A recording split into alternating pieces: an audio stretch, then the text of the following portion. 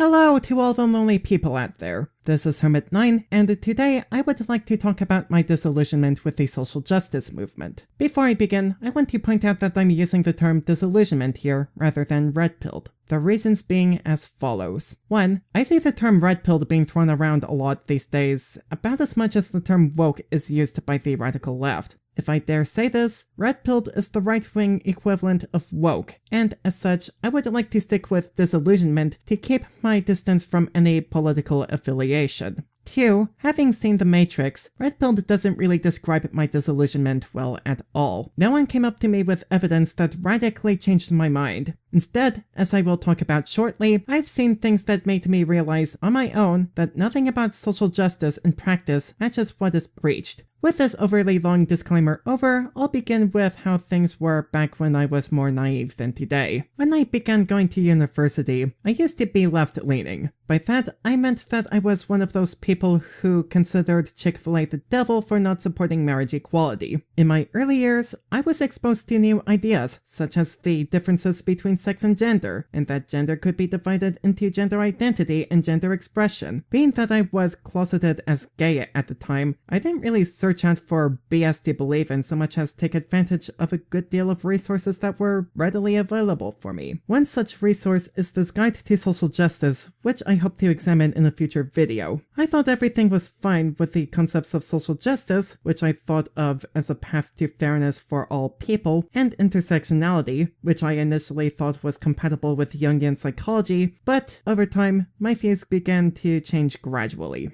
I say gradually because I don't think I can pinpoint the exact moment I was disillusioned. That said, I will try my best to describe a few key moments and trends that bothered me. As I said earlier, I used to be left-leaning. I did not, however, identify as such. I identified closer to being centrist than anything else. I would be inspired by figures such as Gandhi, Martin Luther King Jr., and the Dalai Lama, who would preach about changing the world without committing violence and by showing kindness to one another. While leftists like to quote such platitudes, they apparently can't figure out how to put it all into practice. For example, there was an LGBT rights charity that bought a house to host their base of operations right across from the Westboro Baptist Church. While this made all the cheerleaders scream in delight, there was some part of me that was against it. It's like how Sargon of Akkad sat right in front of she who is irrelevant to this video at VidCon. While it did make her react uncharacteristically in front of everyone, I personally can't buy that he didn't do it to provoke a reaction from her. If Sargon didn't really want to catalyze drama, he could have picked a less conspicuous spot at her panel than the very front row. In the same way, that's exactly what the charity was doing. While technically doing nothing wrong, they egged the other party on to pointless drama by using the other party's pre-existing prejudice. It's almost Machiavellian from my point of view. A better example of praising love but acting in hate that bothered me was the whole Tomodachi Life debacle. Around the time Nintendo announced that the 3DS title would be brought over to the West, there was a huge outcry about it. Why, you may ask? It's because Miis of the same gender can't marry in Tomodachi Life, at least not in the English version. You see, the Japanese version was part of a pre-existing series of DS titles, and in that version, you could import Miis from the previous entry and have fun with them, and whatever. There was a glitch, however, that came from using characters imported from the DS game, which would lead to same-sex relationships and later to marriage. I call it a glitch because with me-to-me relationships being the keystone for the central code for the game, it was never designed for same-sex Miis to hook up. If same-sex Miis got married in the Japanese version of Tomodachi Life, the game would later break and become unplayable. Forget being unable to marry a man as a man. Being unable to play a broken game should be the bigger issue here. I mean, it was to me, a hardcore gamer. The fact that other people didn't look into the issue wasn't the problem for me. It's what people did in response that contributed to my loss of faith in the left. On May 8th, 2014, A YouTuber by the name of Caliber released a video for the #MeQuality campaign. In that video, he expressed his disappointment in not having the opportunity to marry same-sex me's, but he hoped that this campaign would help change Nintendo's mind and update the game to make it happen, or they would include it in a future release of the series. He stressed that the campaign was not a boycott because with the series being Japanese exclusive up to that point, Nintendo needed the sales before even thinking about future installments. The only issue I have with the video is that it implies that Nintendo's exclusion was going to mean the end of the world for LGBT people. Other than that, I thought that it was well thought out and more or less civil. I followed along by politely giving feedback to Nintendo via Club Nintendo that I would like to have an opportunity for my me to marry a husbando. What did everyone else who hear about #MeQuality do? Despite how Caliber stressed that the campaign was not a boycott, it became a boycott. Then again, could it even be called a boycott if the people who are doing it never bought a game in their lives, let alone play something that wasn't Candy Crush crap from their phones? Anyway, the end result of the campaign was a letter from Nintendo stating why it's not possible in this installment, again, Keystone Code at the core of the game, and that they will think about including same-sex romance if they make another installment in the series. Congratulations, Caliber. Your peaceful protest got hijacked by overly angry non-gamers who killed the series before the game was properly released! Here, have an app that even I stopped using about a year and 2 months in! Sorry about that. I consider myself a gamer first and a gay male second. I just get a little bit bitter whenever I remember that whole fiasco, especially the part when a stereotypical gay guy called me an Uncle Tom for defending Nintendo, a gaming company from a country where LGBT rights are not a hot-button topic as they were in the US at the time. All I said was that because the Tomodachi series was Japanese exclusive up to this point, Nintendo simply didn't think about same-sex relationships. If they did, we're talking about localizers who are infamous for being inoffensive, even today. So even if they were to include same-sex relationships in Tomodachi life, they would still spark controversy anyway. Taking a few steps back, I realized, even at the time, that no one or too few people who took part in #MeQuality or who painted rainbow colors in front of a nobody church behaved in ways that were true to what they preached.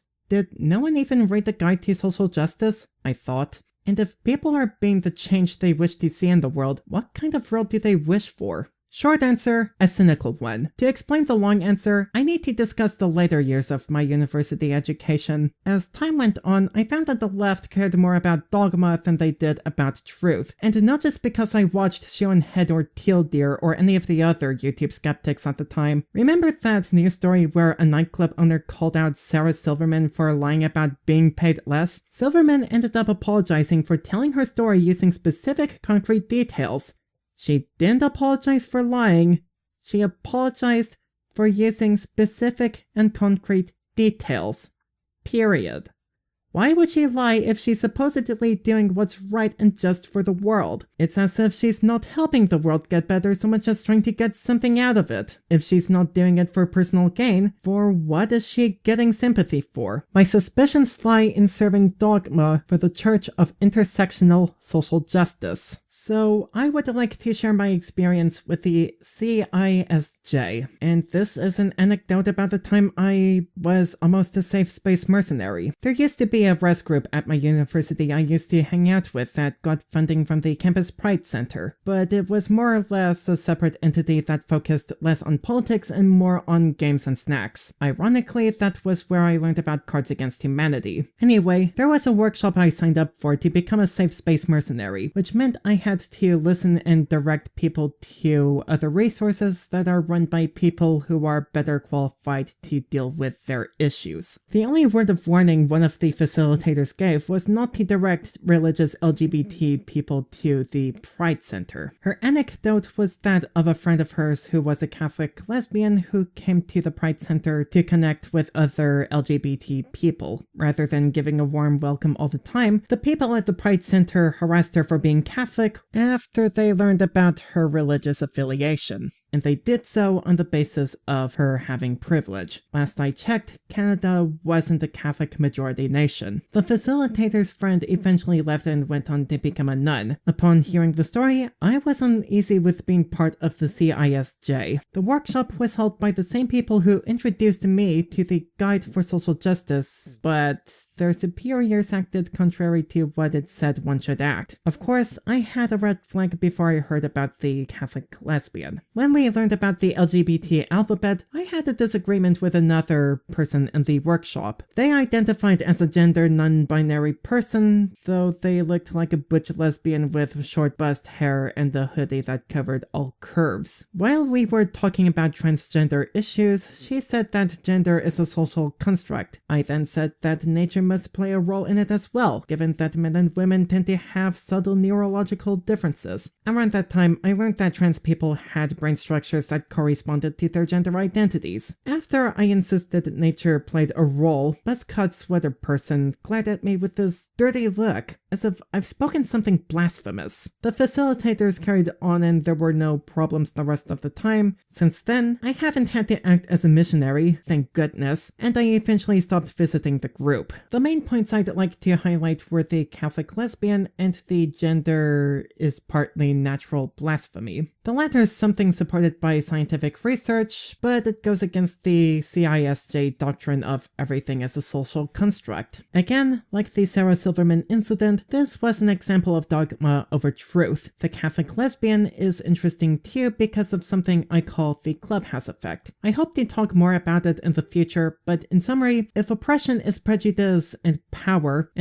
is relative by location, oppression against the perceived majority can happen in places where no power is given to the members of the perceived majority anyway. I promise it makes sense when I explain it in finer detail. The point is that it struck me that the progressive stack is very much real and it is very dangerous. But now that I've talked about the past, what about the present? My issues with intersectional social justice have grown to include intellectual and emotional immaturity and denial of personal responsibility. When I started to write this was intended to be my political coming out, but I had a little motivation to write beyond the first paragraph. Upon hearing some responses to Lacey Green and being reminded that she had a huge talk at my university not too long ago, I've been motivated to write up to this point and to continue writing to the end. I don't mean to single you out, Miss Green, but I intend to respond to your question about why I'm against the social justice movement as best as I can. I hope my words reach you as something to reflect upon and not as an attack on your character. First off, the intellectual immaturity. When Miss Green spoke at my university, she spoke about the rape culture epidemic. By this point, I've heard all the arguments supporting its existence, so I didn't bother to go.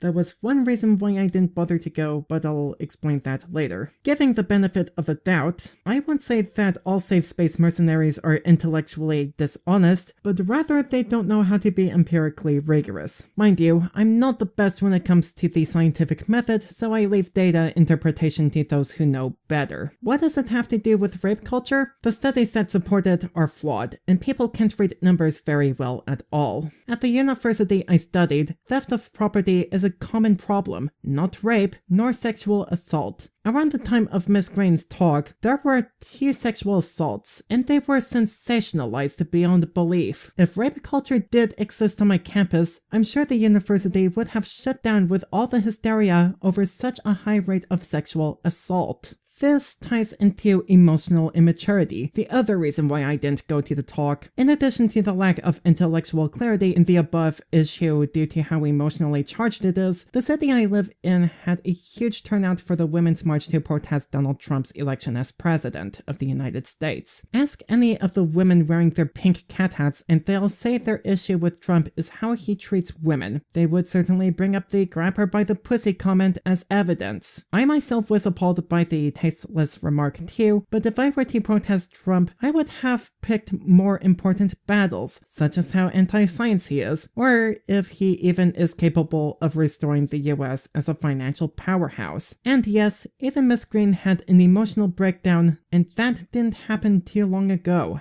To be fair, she's smart enough to worry about other dimensions of Trump's presidency, but a bit of time to calm down and gain emotional distance is necessary to try and carry a thoughtful and objective discussion. And I am glad Ms. Green has done that. Finally, there is a problem with personal responsibility in the social justice movement. More specifically, there is a lack thereof. In 2016, Black Lives Matter protested the presence of police officers in uniform taking part in the Toronto Pride Parade, with their reasoning being that police officers harm innocent citizens and are therefore a danger to society at large. I'm sure I'm strawmanning Black Lives Matter, but last I checked, their previous protests didn't show any responsibility at all, as in they harmed innocent citizens, and ended up acting as a danger to society at large. Even with police being banned this year and 2 pointless colors added to the pride flag, my understanding is that Black Lives Matter didn't even participate in Toronto Pride 2017. They demanded X, but they didn't give Y back in return. You see, I'm under the impression that being a member of society grants you rights to live fairly in the said society. The only obligation in return is to treat other people with the same rights given to you. Unfortunately, in Canada, certain groups of people are given rights in which there is no way to properly return. Sure, they may be put in there by good intentions, but good intentions pave the road to hell. The law banning Islamophobia, for example, was put in place to prevent discrimination to Syrian refugees, never mind the fact that we have the Canadian Charter of Rights and Freedoms already in place thanks to Trudeau Sr. All the law does is prevent honest discussion about the faults of one religion. Without honest discussion, problems will arise that may lead to the law backfiring. To put the practice of the law into perspective, try not to think about a white bear for 1 minute. You will find it's overly difficult and it's ultimately futile. To tell all people not to hate a specific group of people will just be as counterproductive. If you really want to prevent Islamophobia, have an honest discussion on the good, the bad, the history, and the future of the religion. As Hegel said, progress can't happen unless thesis and antithesis make synthesis. Another law that's problematic is Bill C-16, which could imprison anyone who doesn't use the correct Tumblr pronouns. I consider this law irresponsible for the same reason Theron Meyer does. It's forcing society to change unnaturally instead of being a product of a naturally changed society. The fact that the bill passed unchanged despite opposition scares me. By ignoring antithesis, you're not making progress so much as asserting a thesis is true, even when it's not. Having just spoken about the above issues, I feel like I've been irresponsible as a citizen by keeping my mouth shut, and by taking in a great deal of BS until it's possibly too late. I don't know where I am on the political spectrum. I've been disillusioned by the left, as this video has been about, but I still have this aversion to being on the right. But at this point, I don't care anymore. I only care about the truth. I am simply done with saying that 2 plus 2 equals 5. It's 4. While 5 is a greater number, 4 is the only one that's true in this case. That's why, overall, I created this channel. I, Hermit 9, will vow henceforth to shine light on the truth. Thank you all for listening, and have a wonderful rest of your day.